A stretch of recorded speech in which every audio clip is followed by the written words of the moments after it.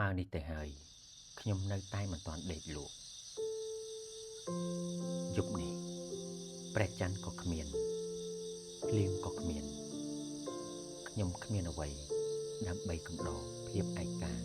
ដែលនៅជាប់នឹងខ្លួនខ្ញុំសោះប៉ុន្តែអ្វីមួយយ៉ាងបានចូលមកលួងក្លំខ្ញុំថាអេហេតុអ្វីក៏អ្នកឯងអស់ចាស់ម្លេះឆាកជីវិតជូរចត់ដល់ម្លឹងតែអ្នកឯងនៅតែប្រឹងឆ្លងកាត់និងអាចតស៊ូរស់បានរហូតមកដល់ពេលនេះយើងពិតជាមានមោទនភាពនិងវីរភាពរបស់អ្នកណាស់អោតាមពិតខ្ញុំពូកែនិងអស្ចារ្យអ្វីម្លេះរស់មកដល់ពេលនេះបានយ៉ាងល្អហើយថែមទាំងបានជួយមនុស្សម្នាជាច្រើនអ្នកទៀតផងជីវិតខ្ញុំមានតម្លៃណាស់ឆាកជីវិតនេះមានអត្ថន័យណាស់